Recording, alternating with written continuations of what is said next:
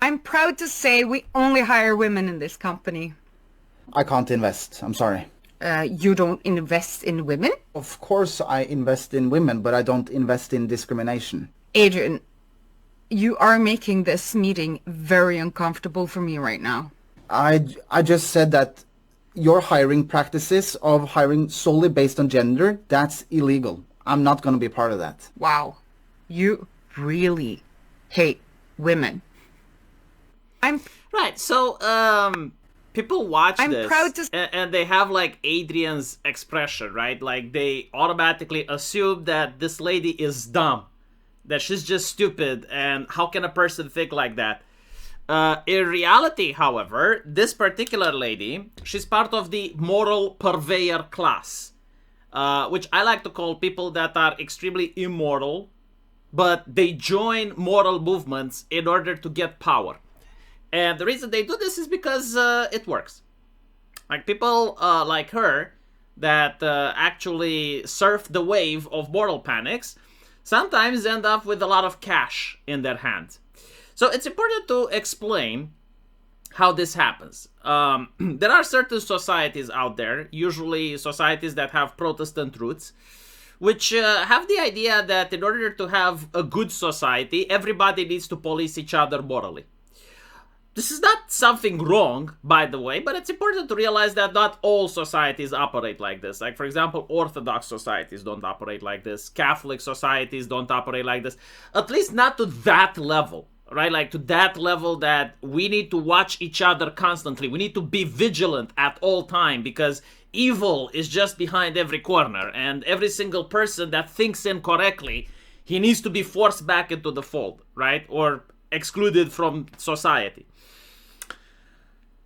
And so what ends up happening is you have these things called moral panics. Now, moral panics, they start from legitimate things, and they usually go after important issues. Like, for example, the feminist moral panic was about rape culture. Now, I looked it up, and there were actual cases in the United States where certain women did get molested, and when it went to court, the lawyer of the aggressor basically said that, well, she was asking for it because of how she dressed. So there was a misunderstanding, right? Obviously, people are horrified, right? Like, people are, oh my goodness, like, did this happen? Did this something like that, right? And then you have the statistic. 1 in 5 women are getting raped on campus. Like, surely there may have been abuses on campus, but if you're a parent and you're reading this and you're like, well, I have a daughter, like, I'm going to send her to a university. Is she safe? Right? So it creates a panic in the population. And it doesn't create a panic because the danger is false. Like, there very well may be a danger, but it's overly exaggerated by the press. Like, just constant, non-stop talking about it. And so, people want answers, right? Like, what's causing it? How do we stop it? And this is where you get the academics, right? Like, you get the moral activists that were already ready to go. Like, they already have their agenda, they already have their literature, and they just need a platform now so they can speak out. And what they're basically saying is that, the problem isn't with the law, although we can change the law, of course. The problem is with our way of thinking. The problem is with our hearts. Like, we need to make sure that every single person in society thinks correctly. And only then can we not solve the problem, because it never will be solved, but we can keep it suppressed, right? And you need to be constant vigilant. So you need to police jokes, you need to police music, you need to police art, you need to police how people interact on social media, you need to police speech, right? So this is what the activists say. Like, they're the ones that, on one hand, are hyping up the problem, and they're also the ones that are coming with the solution. And so the interesting thing that happens is that you start getting mobs, right? Like, people that aren't authorized to dispense justice, but they do it anyway. Whether they're on internet, on Tumblr, on Reddit, or whether they're in the HR department, you have these groups of people that now they seek targets, right? So this is the first action of a moral panic. It's vigilante justice, if you will. And the vigilantes may be sincere people, and initially they may actually go after individuals that deserve it. That's pretty much how it happens in our moral panics. Like, the first individuals are the ones that actually do deserve being gone after. Cases that no one can defend against, right? But then they expand. Then they go after people that try to defend the guys that are being persecuted. And they're saying, well, hold on a little bit. Like, this is outside of justice. This is outside of the law. You guys are being vigilante. You're defending them. It means you're like them. Right? That's the second step. Like, people that are defending are being accused. Third step is the people that aren't associated in any way with the situation, but they're basically saying that, no, I think you guys are bad. Right? I think what you're doing is bad. If you think what we're doing is bad, you're also bad, right? So it becomes a very us versus them mentality. Like, you need to pick a side. You're with us or you're against us. Again, this is the peak of the moral panic. That what's happening is that people notice that the moment you're labeled as a misogynist, as a rapist, as whatever, right? There is no due process. Like, they don't actually see, well, hold on a little bit, is this person? Because if you try due process, you're next, right? Because it means that you're defending them. You're a rape apologist. So they prosecute you as well.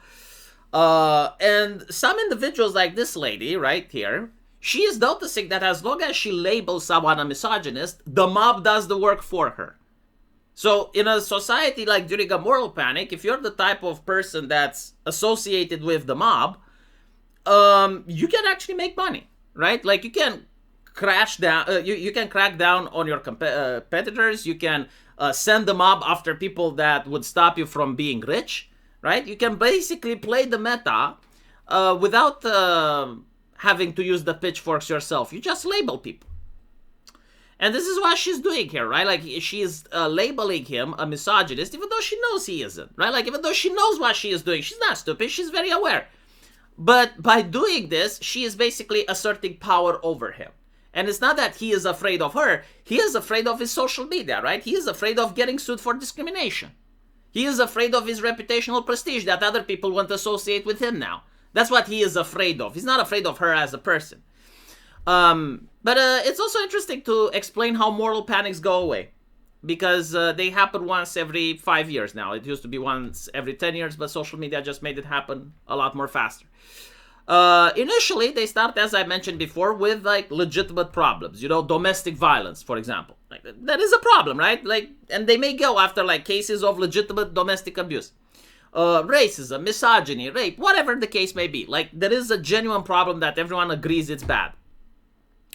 But then once they notice that the label can destroy lives, and they notice that they can make money doing this, and they also notice that society starts policing itself, and the things that they were complaining about start dwindling out, right?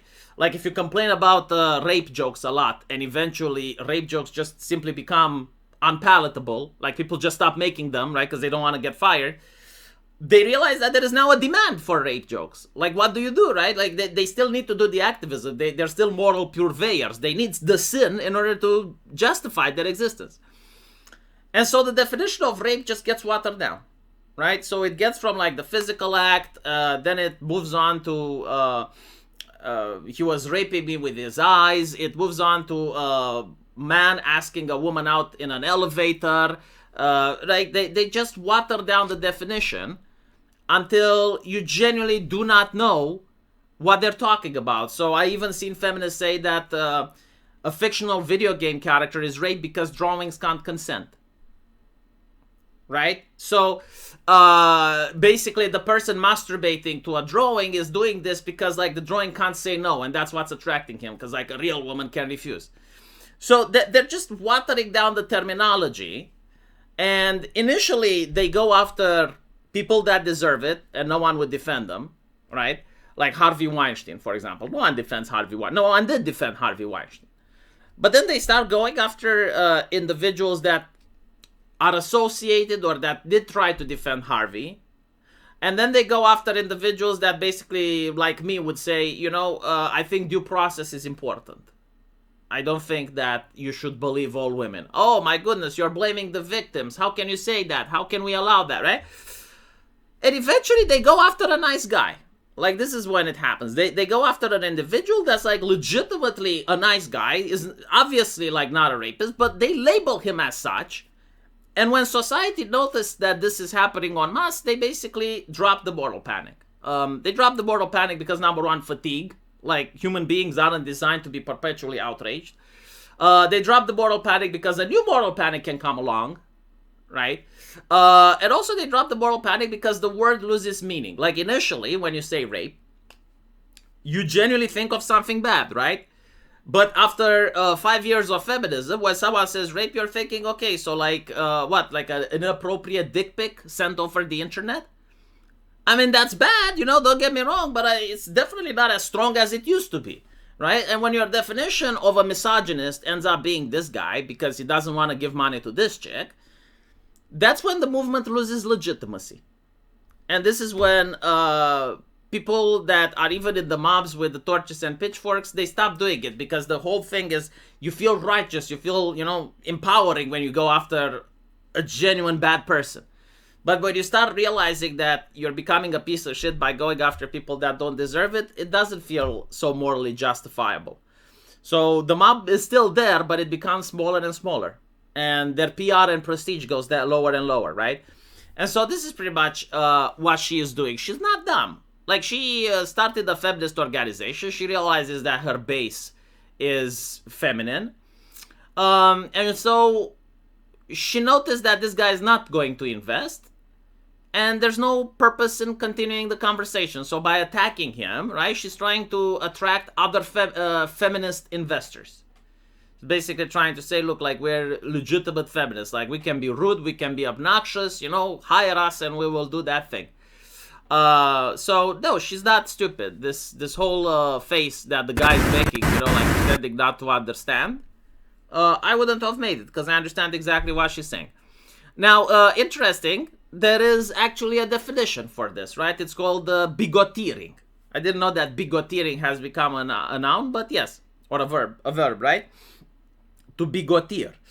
The act of labeling a person racist, sexist, or something with an is, situation where these are not warranted, in an attempt to exploit the stigmas accompanying such labels and forcing the opponent to spend time and energy explaining why she isn't a bigot. Yes, it's concept creep, right? Like the word racism, like it used to mean something. Sexism used to mean something. But now sexist is an investor that doesn't want to invest in this random lady's business because the investor is a man and she doesn't hire men. So the investor has to wonder, okay, so if I have a son, in her world, my son wouldn't have a job, right? Like if my son opens a business, he has to hire women. Meanwhile, people like her don't have to hire men. How is that fair for my son, right? And because of that, he's now a sexist. I hope Hollywood is racist, and if they cast this movie, they replace her with a black guy. Let me know what you guys think, though. And as usual, we'll see you in the comment section. Take care.